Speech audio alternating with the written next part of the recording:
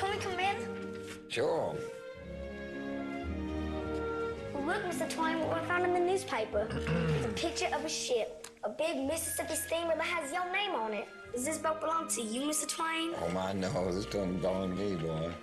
But then, why does it say your name on it? Mom told me that you have been working on a boat like that when you were young. Can you tell us about it? I also want to travel on a big steamer. Well, we better go pretty quick, little princess, because there ain't many more of these left. What do you mean there aren't that many anymore? That's on the time was when there used to be hundreds of these steamboats, mighty, mighty steamboats going up and down the mighty Mississippi. But with the invention of the railroad, many of these are gone now. That's a whole other story in and of itself. Can you tell us a story? Yes, please, Mr. Twain. Tell us your story. All right. All right, pull up a chair and sit a spell. All right, here we go.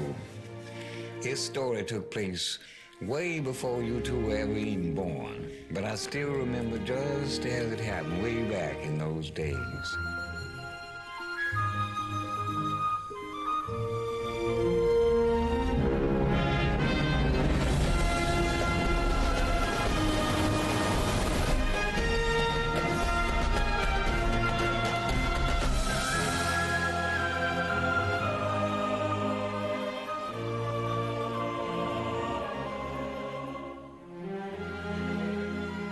Once a week, the Paul Jones, the mail boat, would chug upstream and dock right here.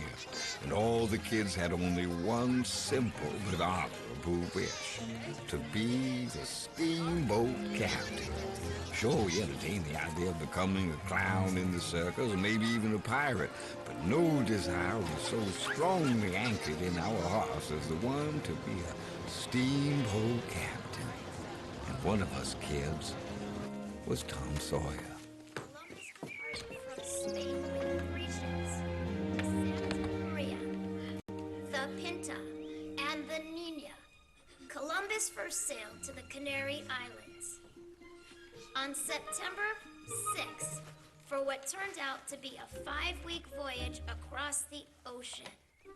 A man looked out. Thomas Sawyer.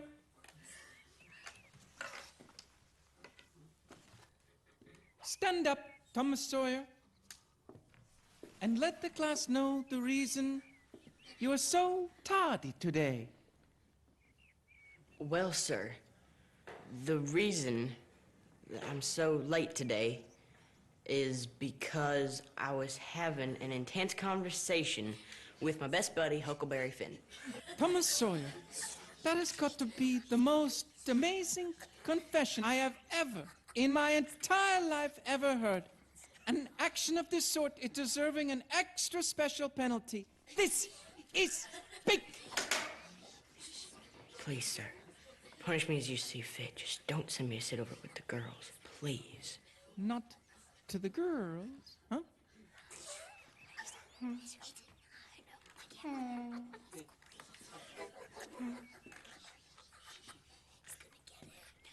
Ha!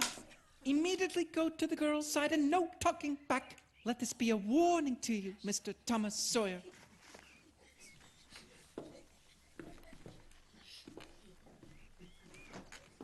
Keep on reading. And spotted land at about 2 o'clock in the morning.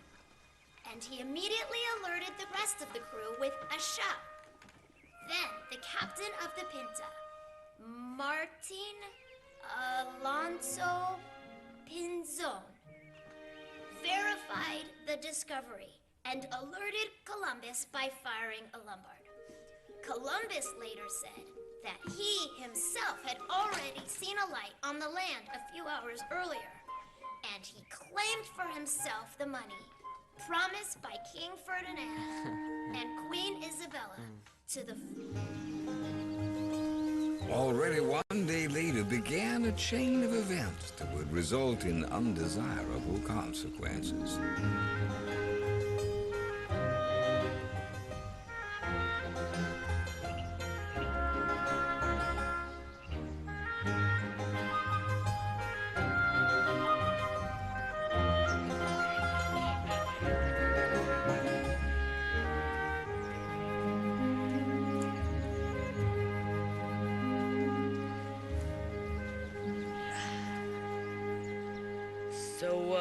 What you doing down here?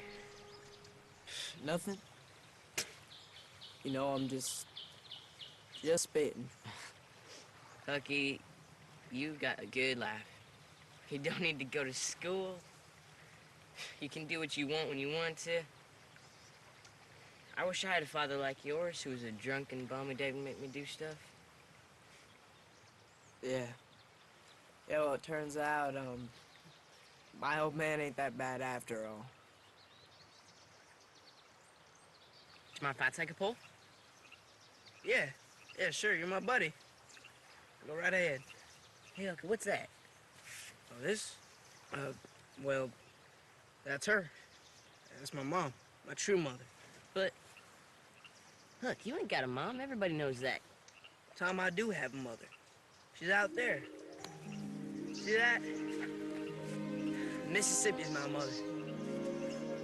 She was there when I opened my eyes for the first time. She was there when I was growing up. She's there when I get lonely. Sometimes I come out here when I'm alone. And I talk to her. It's weird, you know? Hey, Hucky, what you got in the pouch? Nothing. Just a dead cat. That critter's stiff as an ironing board. Where'd you get it from?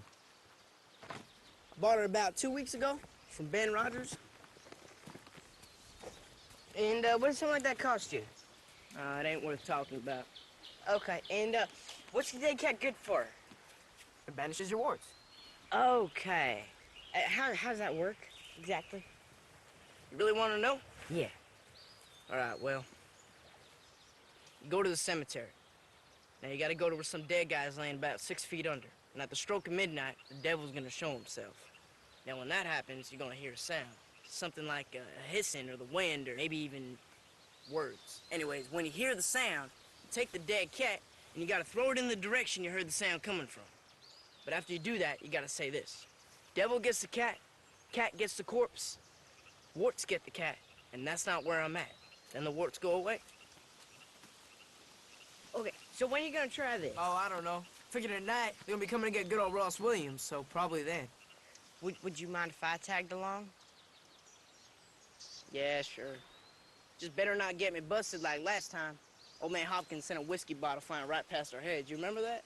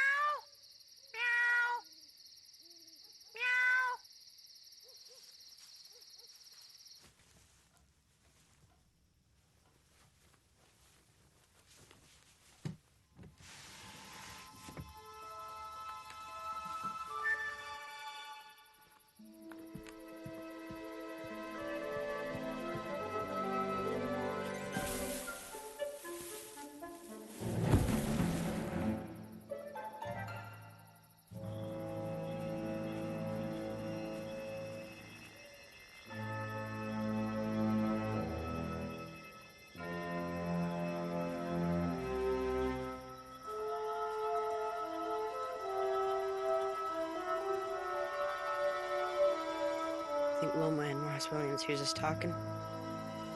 Well, I sure as hell ain't been dead before. Either that or his ghost can. Damn it. I meant to say Mr. Williams. You all be careful what you say about dead people. Hey, Huck, would you mind if I were to call it a night? After all, they are your warts. What? I ain't got no warts. You ain't got no warts? Then what the devil are we doing down here?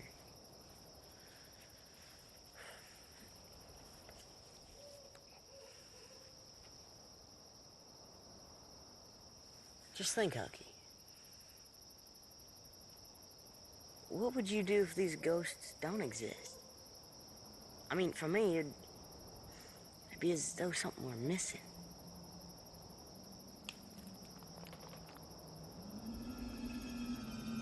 Did you hear that? Where?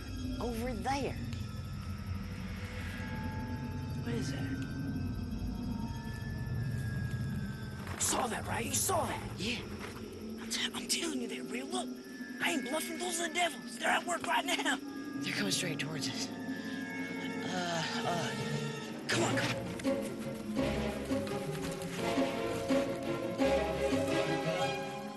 Now I gotta work nights. That kind of job on top of everything else. Tom, am I going crazy? We got the voice of Muff Potter. Crap you doing times are hard. That's him, isn't it? Isn't that me? Yeah, I know Muff's voice. Drunk or sober, that's him. All right, this is it. The other's Doc Robinson. The other's Injun Joe. Come on, hurry. The moon can show itself any minute now, gentlemen. I suggest you get a move on. Start digging.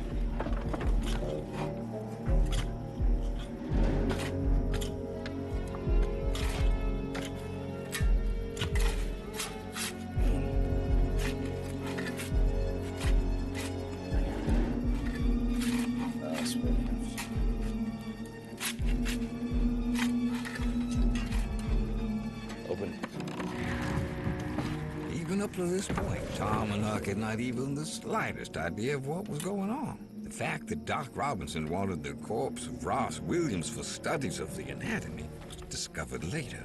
So good, Doctor. Think you can throw another 5? For that trouble. For us to keep our trap shut. Now, may I remind you that we had an agreement. Your payment up front, which I gladly did. It's called an agreement, Mr. Joe.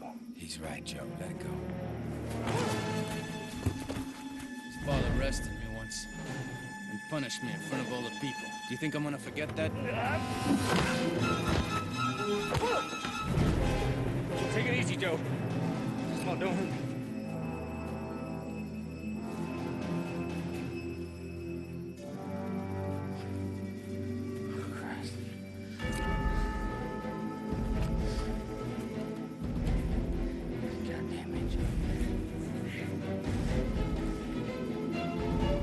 This way.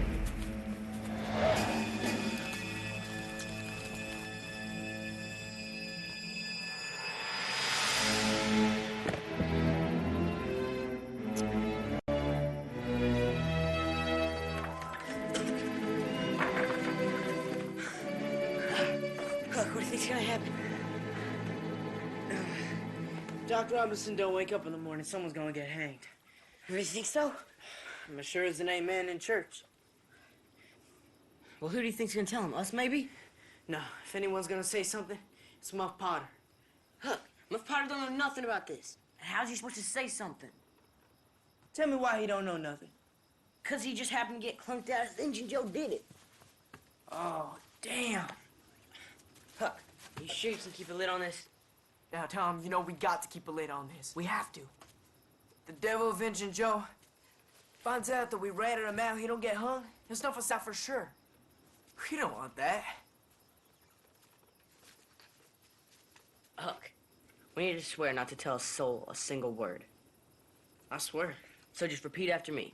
Huck Finn and Tom Sawyer Huck Finn and Tom Sawyer solemnly swear to keep their traps shut. solemnly swear to keep their trap shut And not to tell a single solitary soul and not to tell a single solitary soul a single word. a single word. Unless they want to die in their tracks and rot. Unless they... Well, that last part's kind of rough, don't you think there, Tom? Needs to be.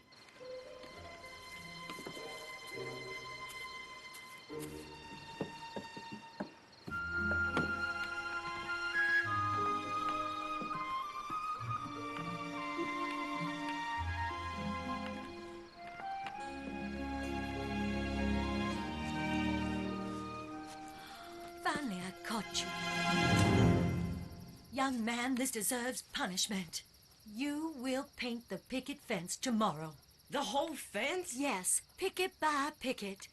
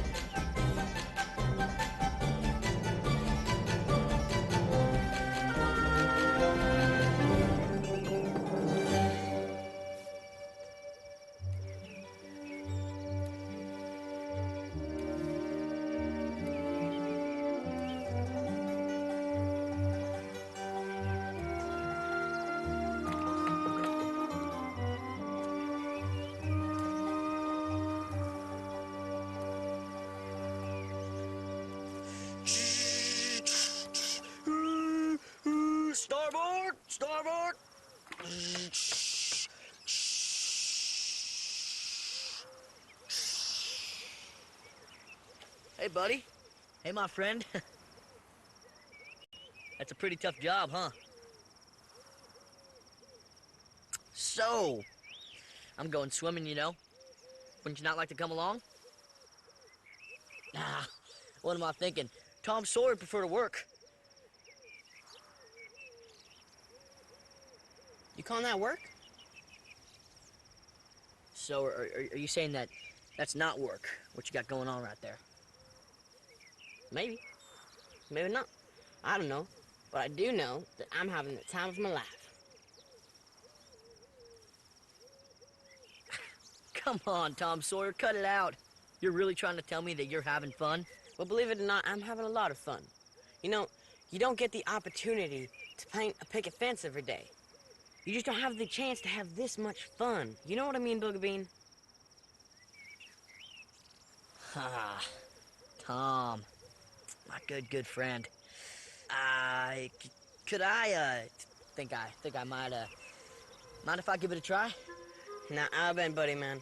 Annie Polly is real particular about how it's done, and about who do it, too. She is proud of her picket fence. This is precision work right here. This white picket fence is out here through thick and through thin. I really don't think that there is 1 in 1,000 who could do this job the way it's meant to be done. Well, maybe 1 in 2,000, maybe. Now, come on, give me the brush. I'll give you a piece of my apple, okay?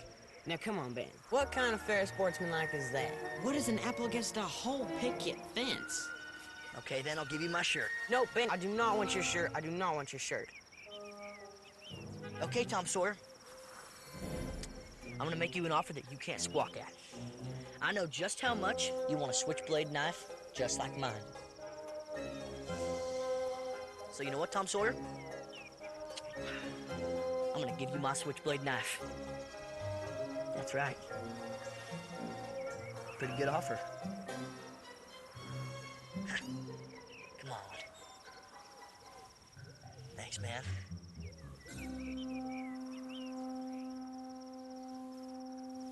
This is pretty fun. Yeah, it's very fun.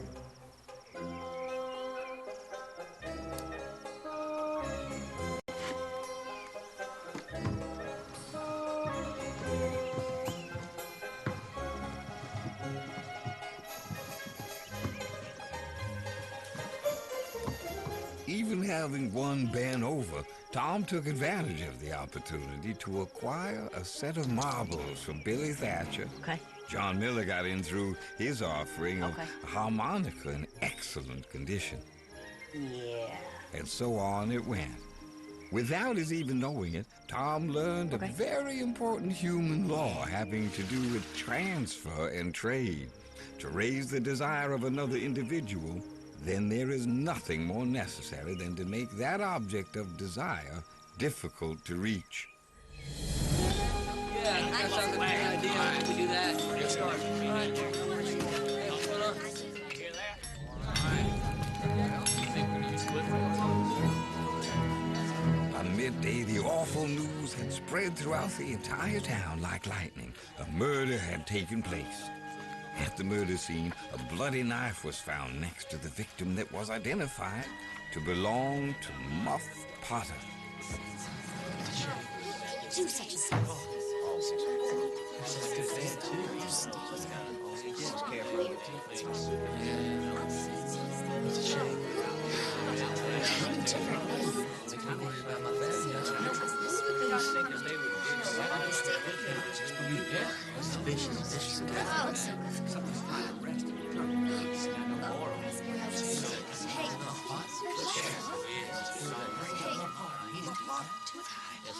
They got him over there.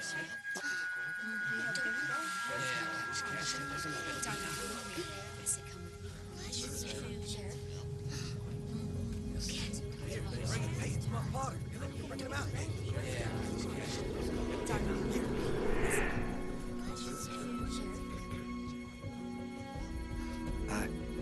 I didn't do it, folks. I swear to God. All of you. Is this your knife?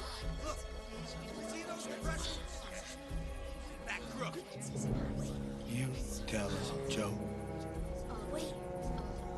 What should I say, except how it happened? I saw it all. I didn't say nothing till now, 'cause Muff's my buddy. There was argument, pretty hot. Don't know exactly about what.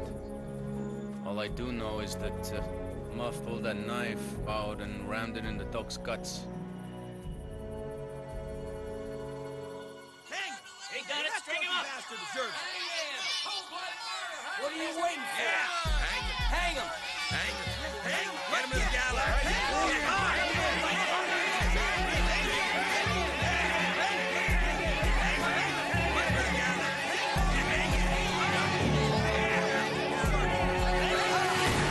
Now just hold your horses. For your information, and it's nothing new, but we just happen to have a judge in this town, and we also got laws. Even though I see that some of you folks want to take it into your own hands.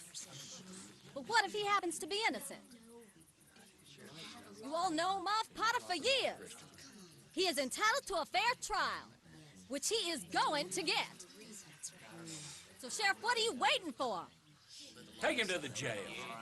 Hide behind the outskirts. You got lucky, Muff Potter. Take him. Later, you're gonna hang. Now get away with it.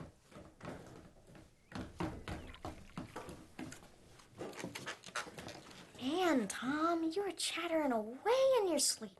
I didn't get to sleep a wink. What'd you say? Tell me, Tom, what's troubling you? Ain't it probably just dumb stuff? Dumb stuff? I heard words like blood, that's blood. I heard that a lot. You moaned and said, please, please, don't torture me. I won't tell. It must be that awful murder. I've been having nightmares myself. You see it, Polly? We're all having bad dreams.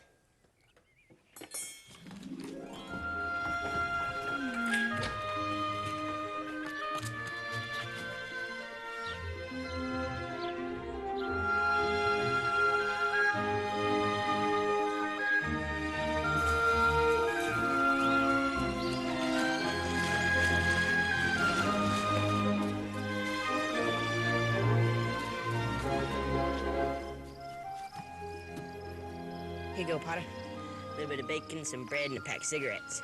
Wow. Thanks, Tom. You and Huck are good boys, I gotta say. Yeah, Muff. It's okay.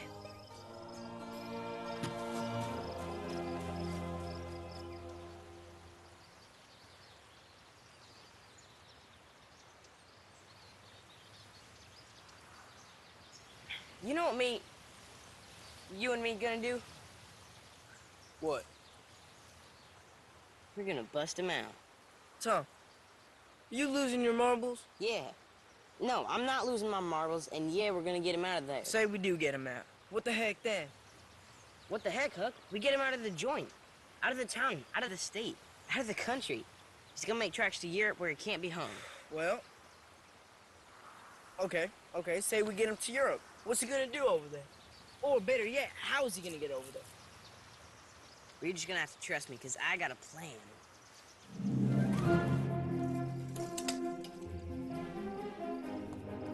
Tom, look! We got the tools right here to do the job. I said we bust a hole through this here wall and then just get him out. Would you play push hockey? How am I supposed to concentrate and come up with the perfect solution with you chatterboxing the entire time? Hold a lamp. I got an idea. We're not gonna go through the wall. No, we're gonna go under the wall. Yeah, that's how we're gonna do it. Just like I've read, it's been done in lots of my books. Here we go, right here's the spot. What the heck are you doing, Tom? Hucky, can't you see that I'm digging a tunnel under this confounded wall? Well, how long you reckon that's gonna take, Tom? There was this guy held locked up in a cellar or a dungeon in a castle near the ocean or something like that. Somewhere over in France, or something like that. You know, somebody of importance. And so this count started digging, and how long do you think he needed to get through the solid rock of that castle? I don't know. Figure about a month or so? No, incorrect, wrong. He needed 37 years. Well, I don't think we got that long. I mean, by the time we do that, Muff Potter will be either hung high or probably be dead from old age or something. Now, come on, do you honestly and truly think that we're gonna need 37 years to get through this little bit of earth, huh? He was sitting on solid rock, and he only had one knife. We got two. And for someone who can't read and write, you're pretty smart. But I have read practically every topic that's ever been printed on this book. Yeah? Yeah. I don't care how the counts are doing it in France. All we needed is a shovel and a pickaxe to get the job done.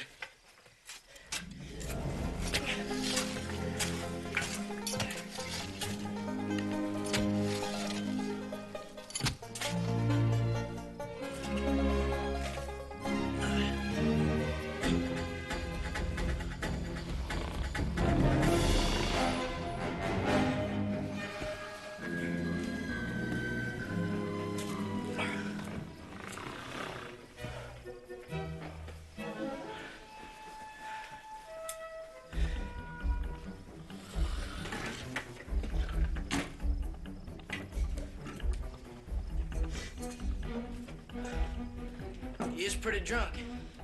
Hope we don't gotta carry him out like this. Don't worry, Hookie. He'll be okay by the morning. Let's get out of here. What? Well, I thought we came here to break him out today. Yeah, Hookie, we will, but not just yet.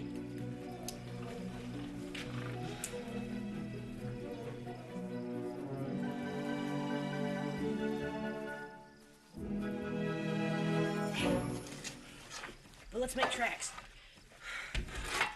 After all this hard work, we're losing precious time. I mean, what happens if we come back tomorrow? They're gonna hang an innocent man. That poor guy will be strung up for nothing. Hook, we're gonna get him out in the morning. A break like this needs to be planned to detail. Otherwise, they're gonna get muffed before he even notices that he's on the run. Let's get out of here. Oh, I better turn this light off.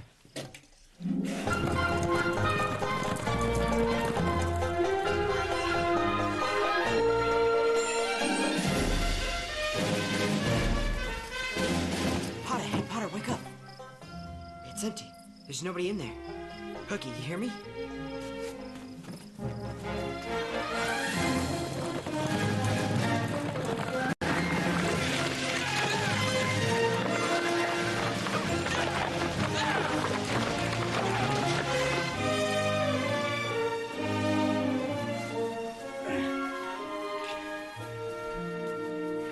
Damn it, Hook. Potter's gone. He is gone. I can't believe it. What are we gonna do now? To be honest, I don't know. But I do know that without us, he's not getting too far.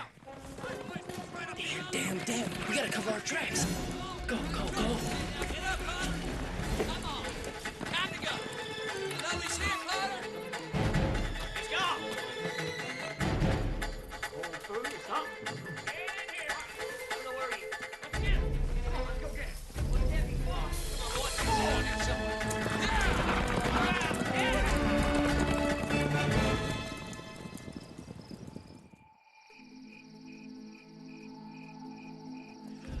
Now there was life in this small town. Muff Potter was found about 2 miles outside of town in a dilapidated one-room shack. But before he was sent back to jail, he was memorably tarred and feathered.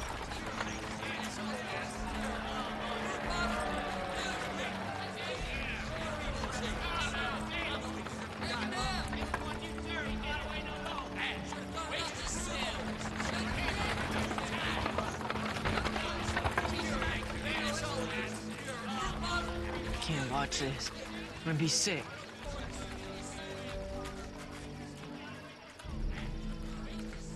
Come on, Tom. Order in the court. Yeah, and I saw Muff Potter washing in the creek.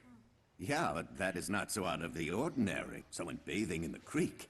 Darn tooting is, because everybody in town knows that Muff rarely washes. Is it possible that Muff Potter washed himself after the act of murder, removing all traces of blood after the brutal stabbing of the good dog Robinson? And are you sure that this is one of the knives that you sold from your store? Objection! Objection taken. Thank you, Your Honor. No further questions. The court calls the defense. We have no further questions, Your Honor. Now what in God's sake is going on here? Can you not even try to do so if you would defend this poor man? Towards the end of the second day of trial, word went around that Injun Joe's testimonial is rock solid, and there's no shadow of a doubt about how the decision of the jury will lean. You all know there's no visitors. This better be good. Just want to bring Muff some smokes. All right. And you better know that this is a high-profile, high-security zone. Hey, Potter, you got visitors.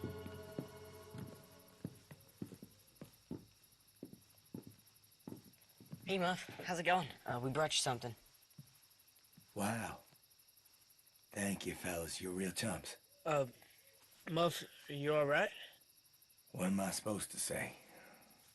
When you sit here and wait, and you're so close to dying, an unnatural death for something you didn't want to do, then you know how good life is.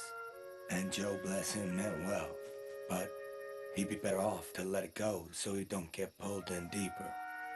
Let it go? Let what go? The breakout. That just made things worse. Just realized that I had a real friend. And I'm happy. I've got 3. You guys and Joe.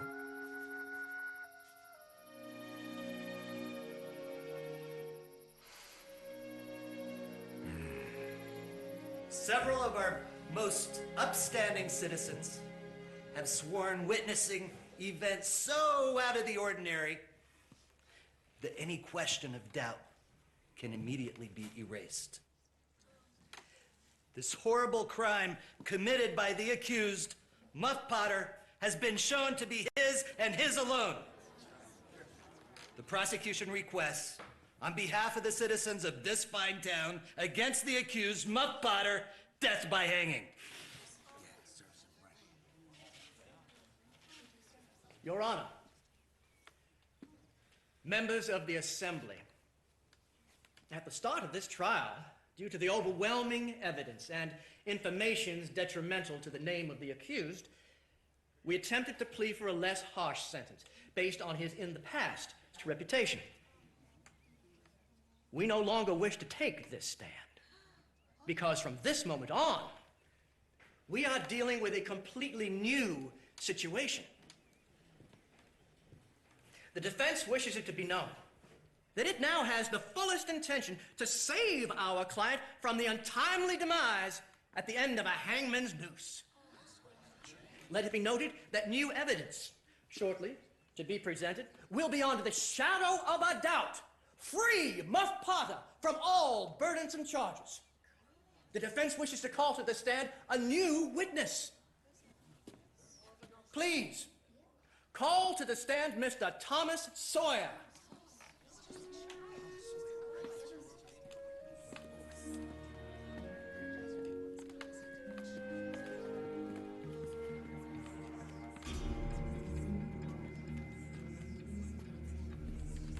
Put your hand on the Bible. Do you swear to tell the truth, the whole truth, and nothing but the truth, so help you God? Yeah. Yes, sir. I mean to say, I swear to tell the truth. Very good, Tom. Very good. Now, take a seat, son. Thomas Sawyer, where were you on June 17th at midnight?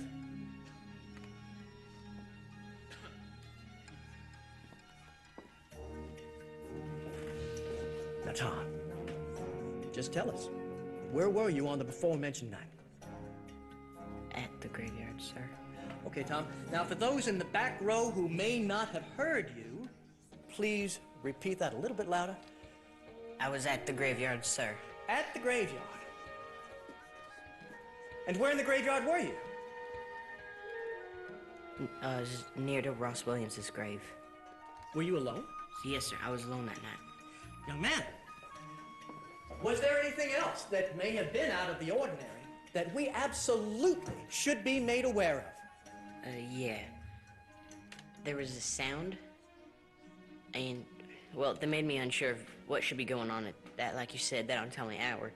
And for just that reason, Your Honor, I was obliged to keep a discreet cover, and so I stayed in the shadows. You stayed in the shadows. Are you trying to tell us that you were hiding? Yes, sir, I was hiding behind the tree, the elm, next to the Williams' grave. And about how far from that grave is that wise old elm? The distance is about the same between you and me right now. Well, let me get this straight. You were alone at midnight in the graveyard, and you heard sounds and you hid. Did anything else happen?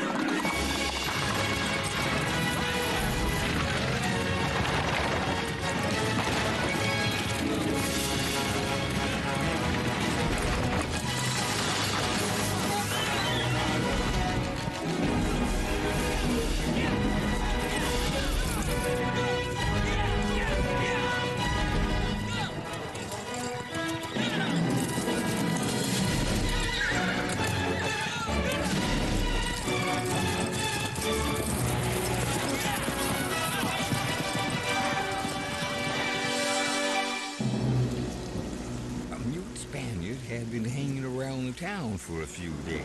He had long white hair and he was wearing dark glasses. No one knew where he came from or what he wanted.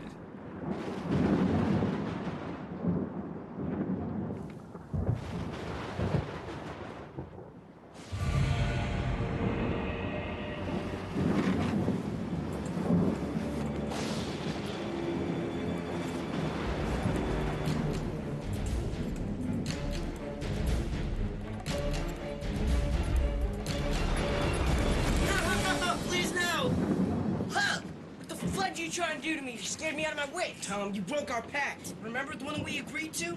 Now you know Injun Joe ain't gonna take this lightly, don't you? Well, I didn't say a word about you, so you're still in the clear. It don't matter. There's a killer on the loose. You're in danger, and I'm scared. I'm getting out of here. Huck, where are you gonna go? I don't know. But I'll tell you one thing, I'm getting far away from here. Huck, I know where we're gonna go.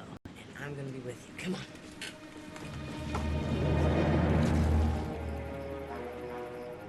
See that old wreck? Tom, there's no way that boat's empty. We should go back. Never. You'd have to be out of your mind to be on a wreck like that.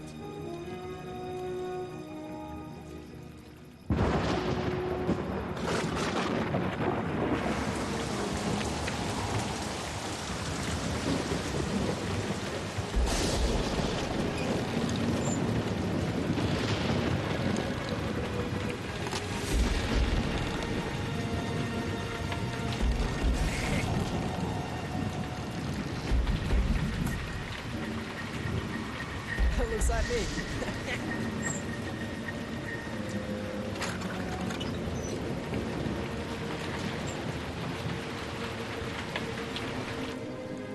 I caught you, you snake.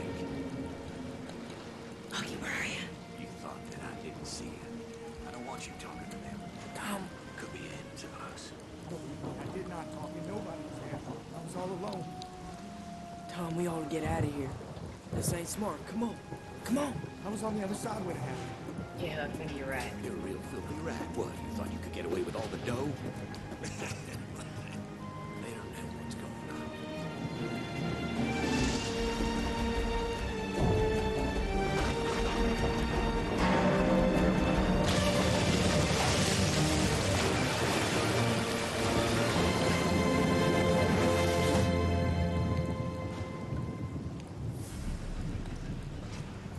Wendy. Now you're gonna put a piece of lead in your head. Wendy, I swear, I ain't gonna spill the beans. Not a single solitary syllable. Please, let me go. Put your piece away, Windy. Don't kill him. At least not now.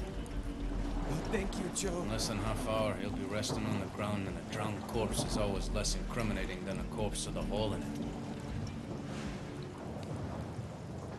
Please, I won't say a word. Please, I swear. I'm sure you won't say nothing. Tom! Come on, Huggy, let's get out of here like now! Go, go, go! Go! Throw the boat! Go! Come on, Huggy, we gotta get out of here. Go!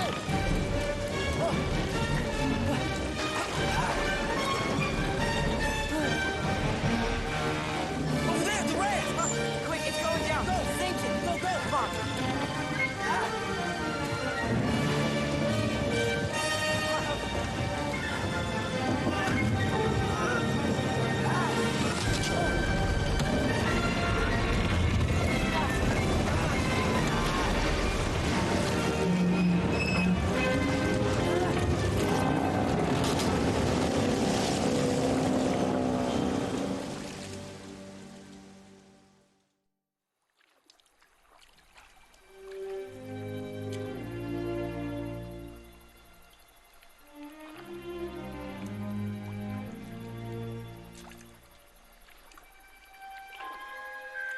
Just 3 miles from St. Petersburg, at a spot where the Mississippi is a little over a mile wide and where an excellent hideaway exists on an uninhabited, thin and woodsy piece of free-floating land, was the Jackson Island.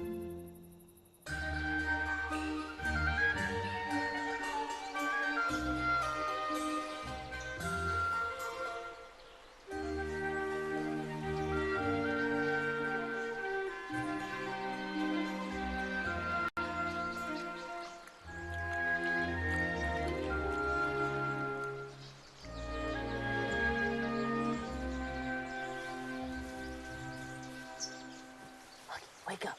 Wake up. Come on, Huck, wake up. Okay. Let's go catch some game.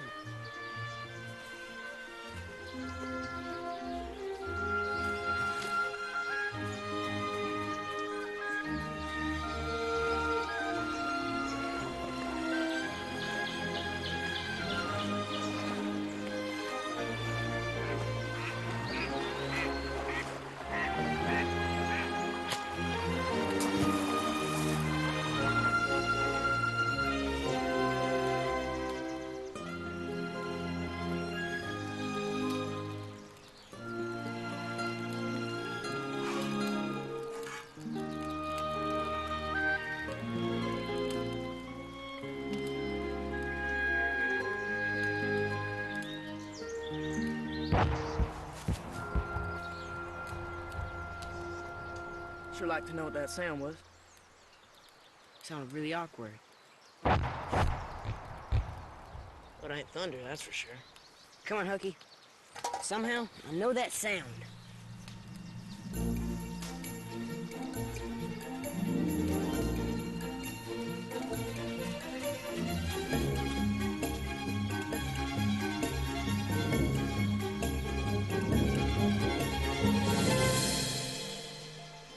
Just stay close to the embankment. Got any idea what that might mean? William, you got anything? Huck, I know what's going on. I know exactly what's going on. Someone's drowned. Oh, yeah. That's what's happening. Yeah, now I know. Like last summer they did the same thing when Bill Turner died. Yeah. I'd like to be over there right now. Give an arm and a leg to know who they're looking for. Huck. Yeah. Man, oh man, Huck. I bet I know who they're looking for. I bet I know who's drowned. But you're so sure you know? Because of the circumstances the last couple of days. I ain't following you, Tom. Think, Huck, think. They're looking for us. Well, we're right here. Yeah, let's just do that. Sure we are, Huck. And we know that, but they don't. Now, after all that, the curiosity and temptation of hearing what was being said about his postmortem was just too tantalizing not to follow up on. Now, Tom had no intention of abandoning his best friend, Huck, but he just had to know, would he be missed? Would he even be missed or wept over? So he waited until Huck was fast asleep. Just before midnight, he left Jackson Island and waded over into the shallow water on the Illinois side of the river. And then he waited till just the last ferry of the day, what was called the night ferry. And he jumped on and stowed away. And he crept into one of the dinghies so it wouldn't be discovered as a stowaway or presumed dead man. And he made his way back to St. Petersburg. For the return trip, he borrowed the canoe from Joe Harper, naturally without telling Joe.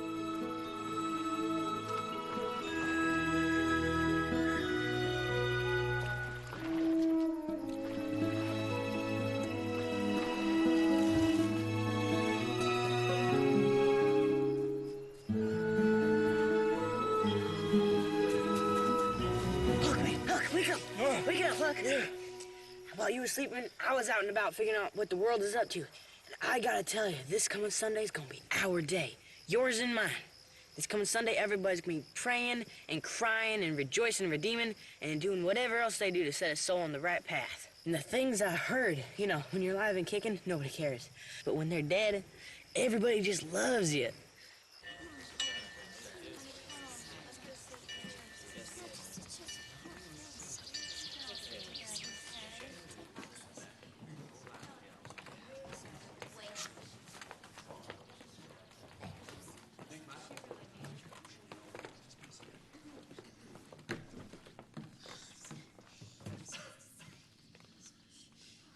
Brothers and sisters of the congregation, we are brought here today to mourn the loss of one of our own. This is a day of great sadness due to the untimely departure of one of our most gifted young people. The spirit of good. Because I am the power and the eternal life, and any mere mortal who would doubt the resurrection, who would doubt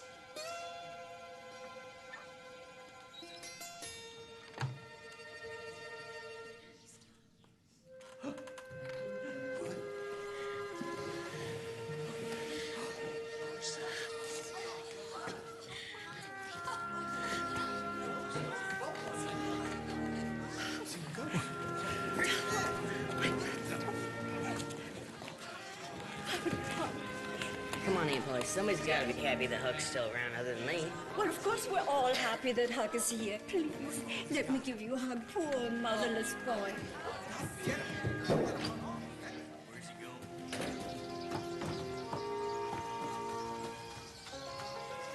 Becky.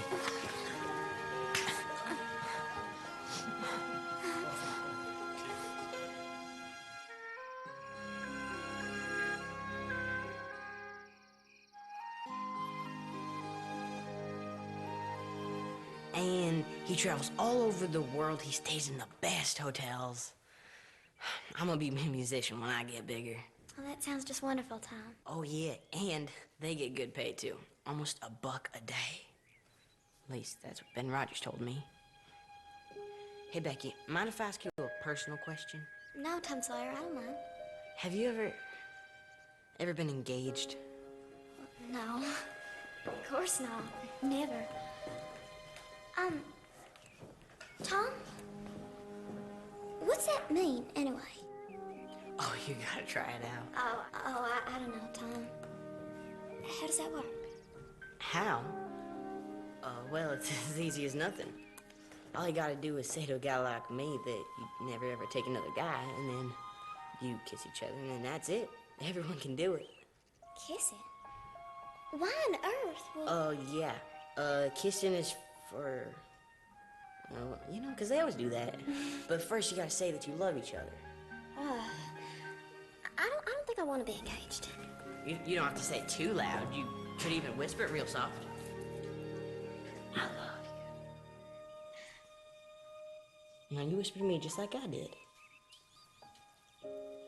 Now, you turn your face away. And don't you say a word of this to anybody. Of course not. Promised.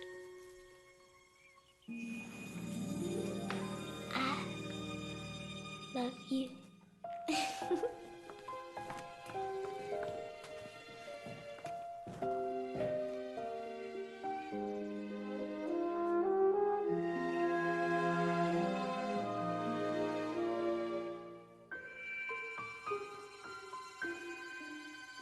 And from now on, you love me and only me, okay? And we can walk to school together, and we can walk home from school together.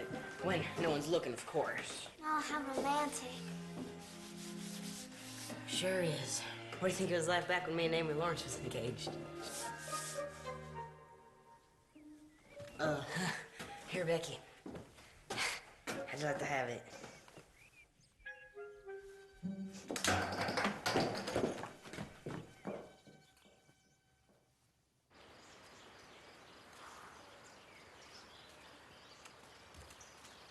Hey, Hooky. So is this where you've been hanging out? You know, Tom, Indian Joe was a murderer, but I imagine how desperate he must have been once he found out the jig was up. And he was probably in a bad state. Yeah. Who knows? Someday, we might turn out to be murderers. Yeah. So where you been hanging out the last couple of days? I've been looking for you high and low. Just been squatting at the haunted house. It's the only dry place I know. Besides, ever since Agent Joe's been gone, pretty safe, too.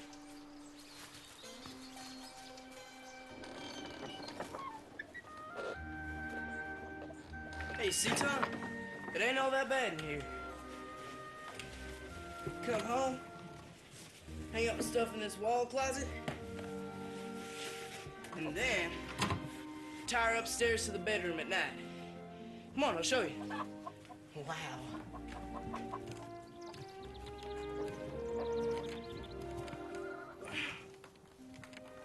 This place is a real home. Shh. If you need to lift it, we'll get a mule or something.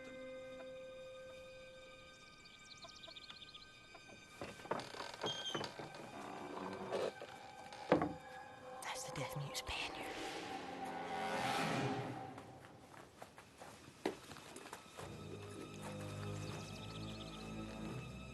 I told you, no. I don't like it, and I ain't gonna do it. Shut up, Wendy. The voice. Too darn dangerous. Exactly that voice took their breaths away and sent chills down the spines of Tom and Huck instantly, simultaneously. And as a matter of fact, there was no doubt in a million that this voice belonged to only one. You're right. Injun Joe. But I'm telling you, this time, leave it be.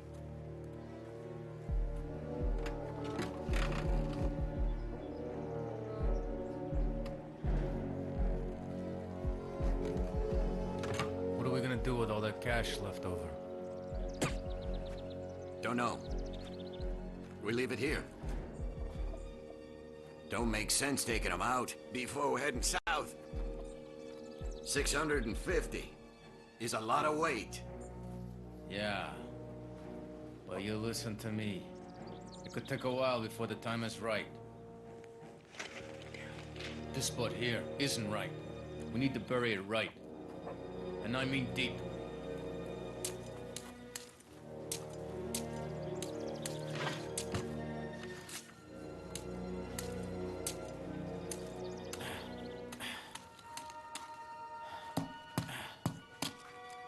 I'm hitting a rotten piece of wood here. No, it's a crate, I think. Come here and give me a hand so we can see just what's down here. Wait. Joe. Oh. Let me do it. Come on, Joe. Here. There's money in it. Look at it. Money! There's gotta be $1,000 in there.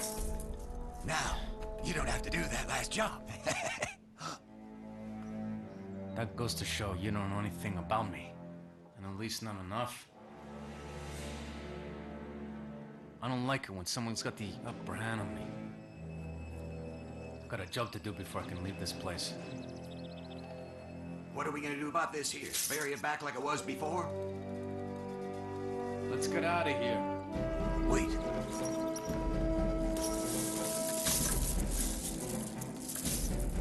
Time to move.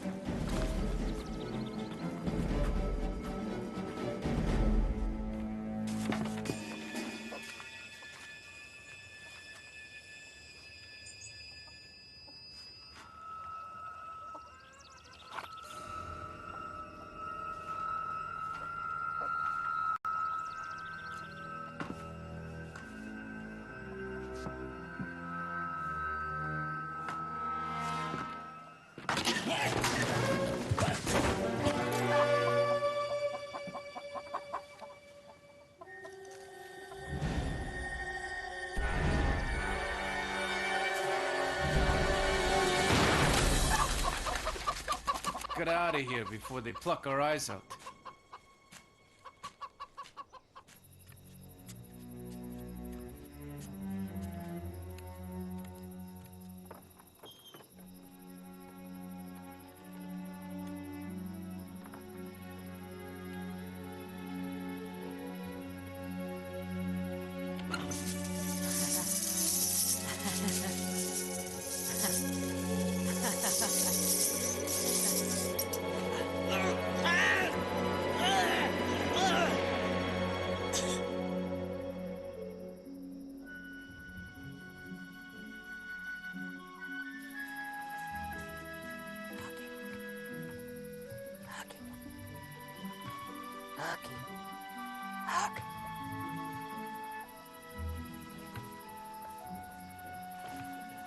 Howdy, Huck. Hucky. Howdy, Tom. You know, Huck, that treasure rightfully belongs to us. Yeah, now you're really dreaming. Could be, but, we was there first, and that's why it belongs to us. You should tell that to Injun Joe. You know, Huck, I don't know why I didn't come up with it before, but, down in the caves, I'd have to say that that's where they took the loot. Well, I ain't going down there. Well, if you don't want to go, that's fine, but you at least gotta cover me. Yeah. Yeah, I can do that. All right. Now you're being sensible. Now you don't lose strength, and I won't lose strength neither.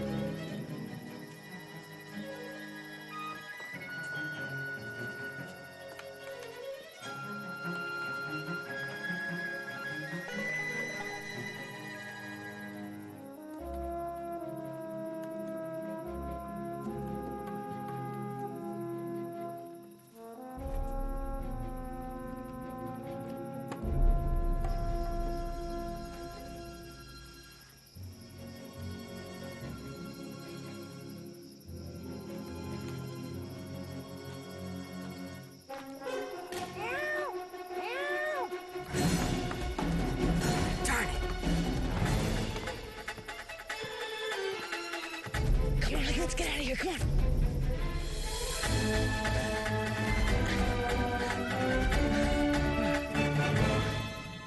Next day was the annual archaeological school outing. This excursion would bring the kids from St. Petersburg up to the McDouglas Caves.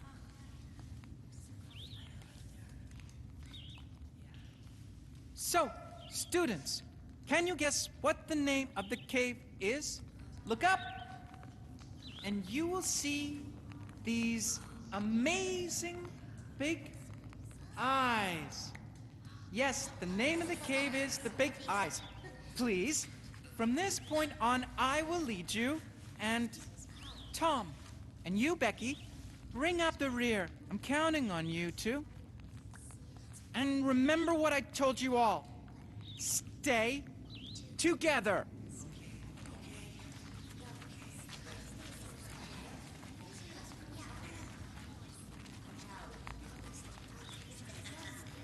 And remember what I told you. Stay together.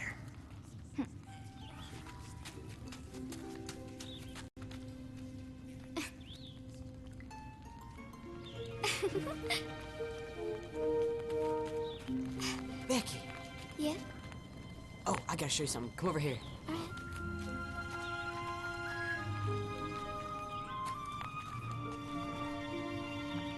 Follow me, my lady, into the bowels of these caverns.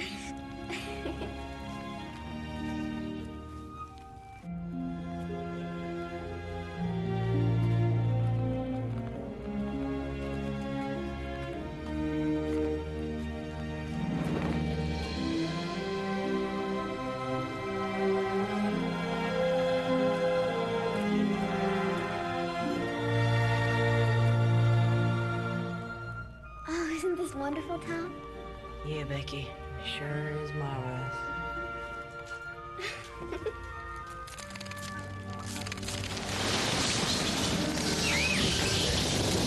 Come on, baby, over here. Come on, come on over here.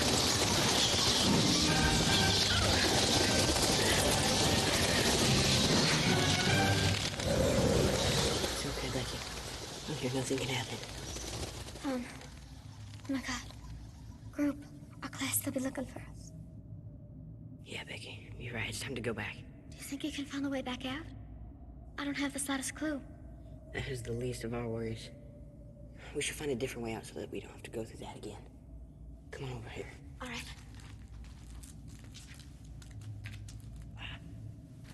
You know, Becky, I think it'd be better if we just light this torch. All right. Hold this.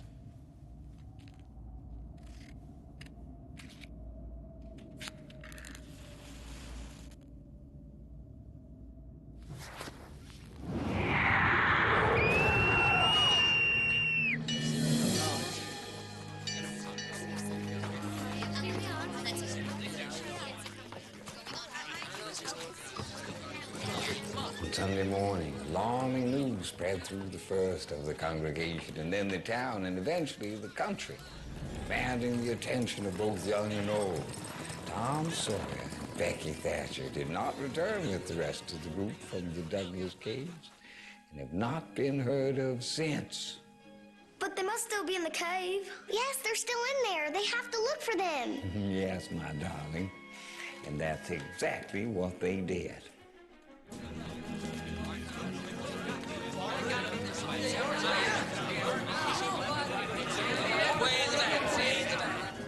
Oh my God.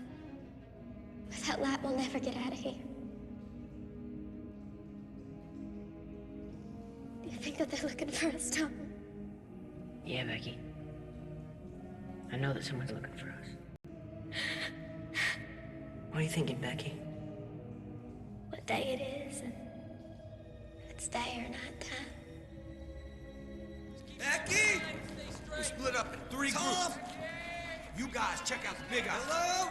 We're staying down in the lower part. Hey, stay together. Be careful of them cliffs. Becky! Tom! Anyone in here? Hello? Where are you? We're never gonna get out of here. Sure we are. Look, I'm gonna film away over there. You're gonna stay right here until I get back, okay? No, please, please don't leave me alone in here. Becky, I have to. I'll be right back. You stay right here. Don't move. Hello? Tom, where are you? You over here? Come on out. Becky, where are you? Stay together. Tom! Come on out. Becky, where are you? Footprints over this way. They must have gone up the forbidden caves. Yeah. Becky Thatcher's hairband. Tom! Becky, stay together. Tom! Becky! Come on. Hello? Hello? Hey, we're over here!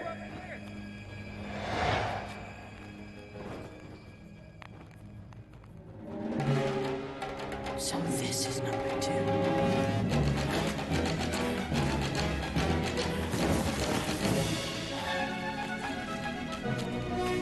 Come on, Becky. You gotta get away. Come on. Come on. This is not over here. This is the way. Come on, Becky. Come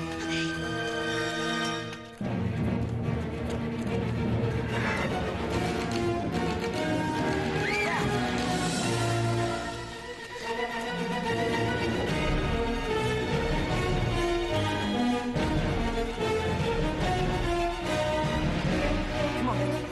Come on, through here. Go! Quick! Hurry! Some believe that those missing youngsters aren't even stuck in the cave, but rather that they would have somehow drowned and have been flushed out onto the river.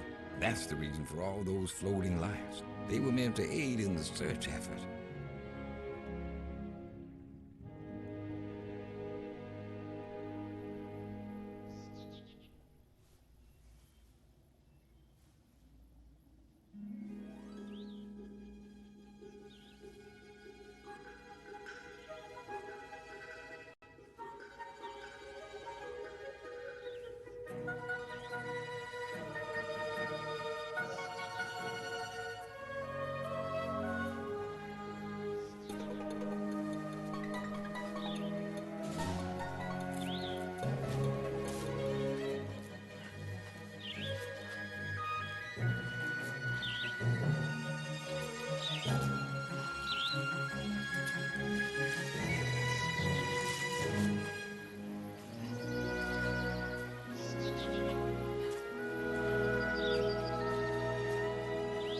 she was again.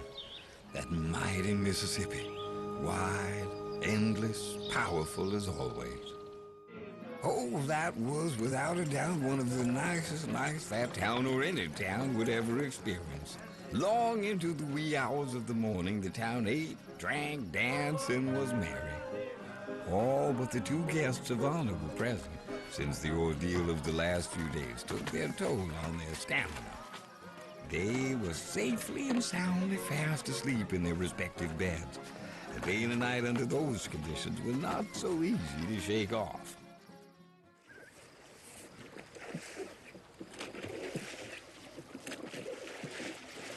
Start turning, start turning.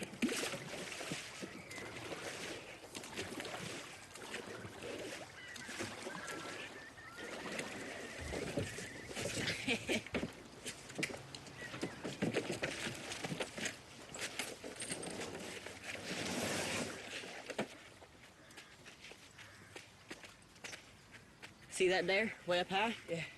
On the mountain? Where the landslide was? That's it. Where it's right and rocky. That is the opening to our brand new world, buddy. Yippee!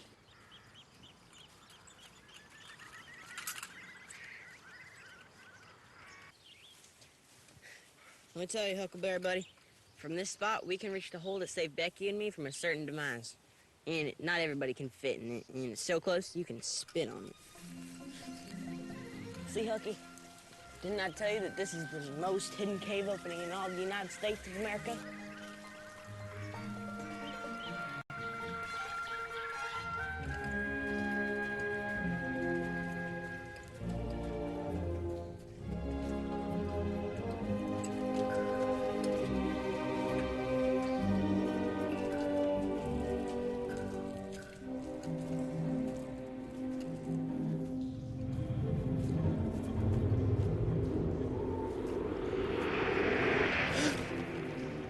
Look at there. What's that?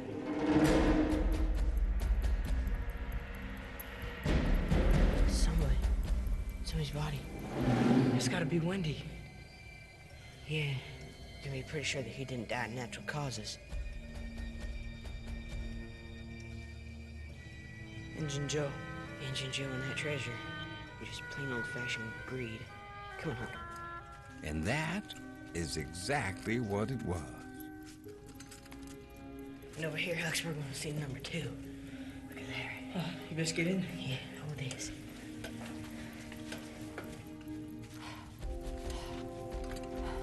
Right there.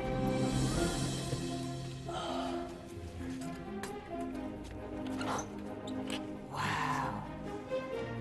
Whoa, look at that, Hucky. Huh.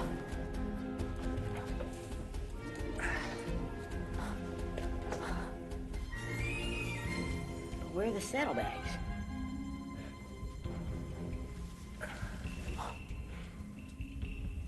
Hey, Hooky, look at here. Handprints, and he drops a towel on this one side, but nothing on the other.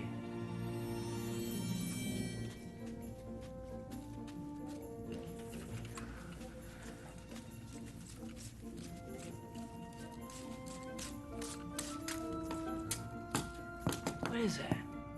You hear that too? One second.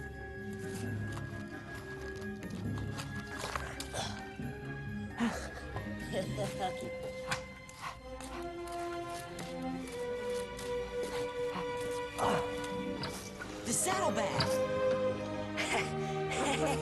We're rich! We're rich! Come on, let's get in and get out of here. Yeah! Come on, Huggy.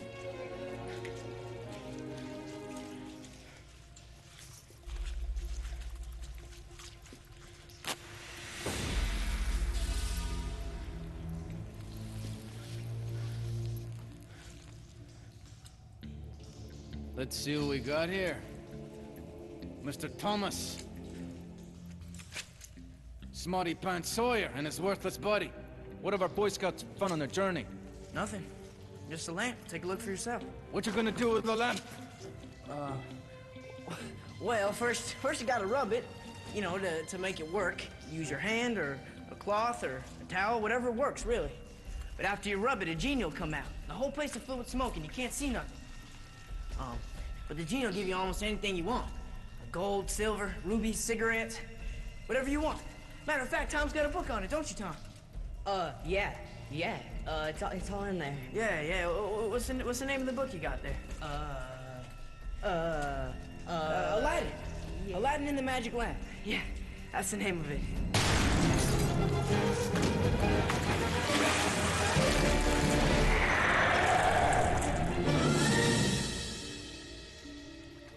You little fish heads. Could have had a future if you would have kept your nose out of my business. Bad. Too bad. Now not even Aladdin can help you.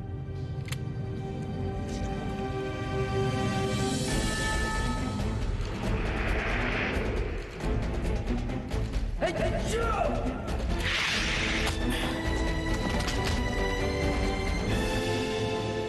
Grab the saddlebags.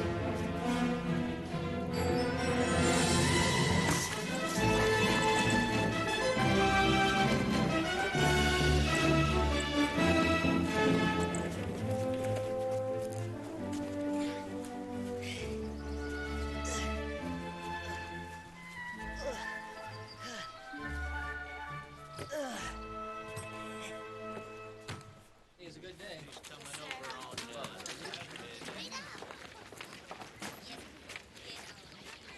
All right, Miss Douglas. Be careful, Miss Huckleberry. Yeah, The widowed Mrs. Douglas opened her heart and her home to offer Huckleberry the best possible future and everything that goes along with it. Hey, Becky, you want to see what I got? And just asking for the time.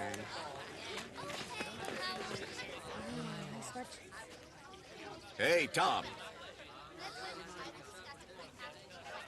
How's our treasure chest finder doing? Anything interesting at the McDouglas Caves? No, Mr. Thatcher. Should anything be going on? Exactly that. Should anything be going on? Now, Tom, from now on, nothing will be going on there because we've taken some special safety measures. Safety measures? What kind of safety measures? Well, indirectly, thanks to you, the safety measures include guided trips with constant accounting of participants. In addition, we've locked the entrance to the cave with a triple closure made of steel. That means no more entry without the permission of my office. And I personally have the key. Well, sir, I think that somebody still might be in there. Who on God's earth could be in there? Engine Joe. Hey, go first. Careful, fellas, he might be armed. Yeah, he's killed before. Open the door. Ready? Get in there. See what happens here. Tom was moved with what he saw because he knew from his own experience how that troubled man suffered in those final hours. He felt sorrow, but the feeling of relief and the safety was even stronger because Injun Joe was dead.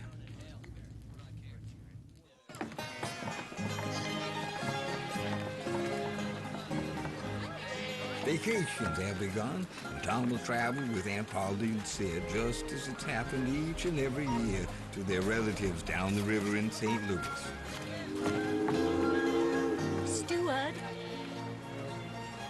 Steward, could you help us get our luggage on board?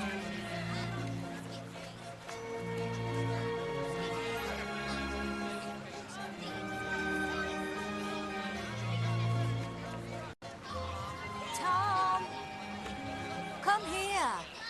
It's time for you to come on board. I'm coming, Aunt Polly, just a minute. Now look, Huck.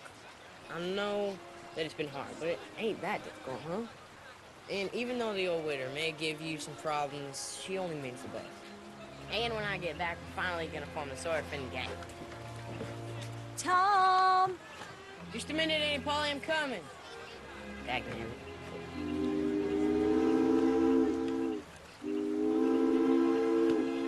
All yours now. The widow was gonna confiscate it anyway, so it ain't no more use to me. Okay, but just until we form the gang, okay? Tom Sawyer! Just a second, Aunt Polly. Take care, Huckleberry. See ya.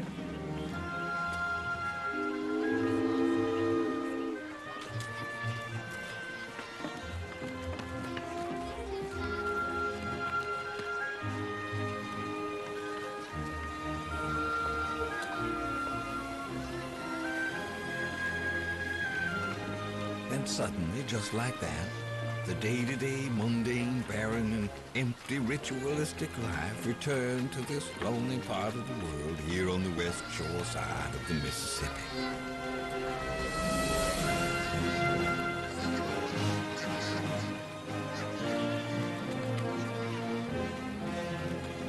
When one day Huck's long-lost dad showed up in town and demanded his share of the fortune, he realized that money doesn't equal happiness. Huck managed to escape his father, the widow Douglas, and what's even more important, so-called civilization. That didn't really work for him.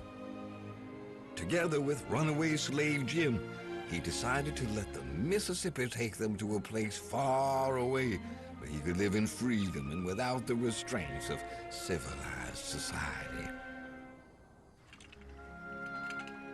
Widow Miss Douglas didn't really want to sell me. Brother, she was wailing the whole day. But she ain't had much choice. Times are hard and she really needed the money. You can't get that kind of money together. Besides, I'd never again get to see my wife and kids. Jim, now you can't see your wife and kids neither, because well, runaway slave ain't got too much chance for surviving. This might sound funny, but I got me this here.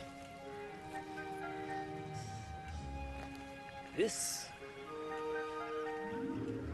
is a map and the ticket to freedom. My freedom. Now here we are.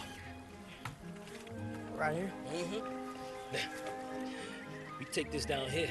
If I can make it down here near the Cairo, where the Ohio River and the Mississippi flow, then I can make it up here. Then I can make it up to the free states. And once I get there, brother, I'm gonna get me a good job and make me enough money to buy my whole family back. Mm-hmm. Jim, Steamboat's coming straight for us. Oh, don't you worry, Mr. Huckleberry. He ain't gonna touch us. You just pass me the tiller. Yeah.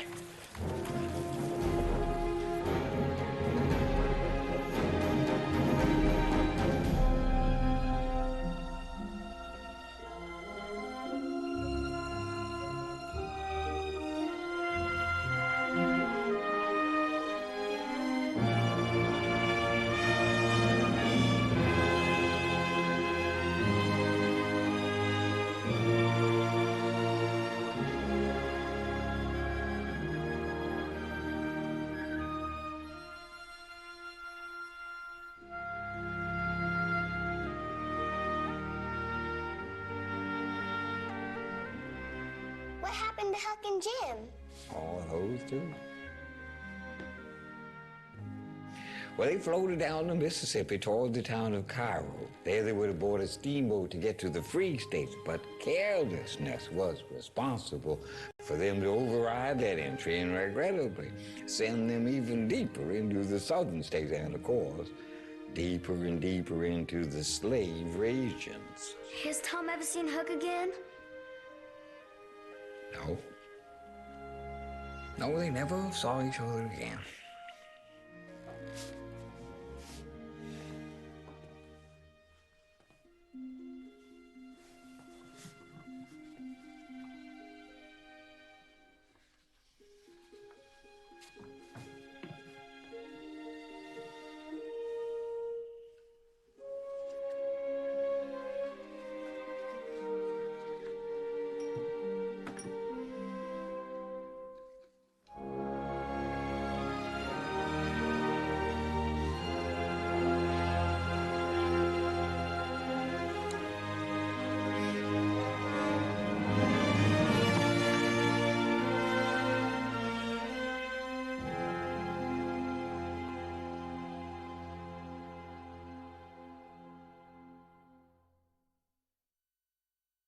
As I went down in the river to pray, studying about that good old way, and who shall wear the starry crown? Good Lord, show me the way.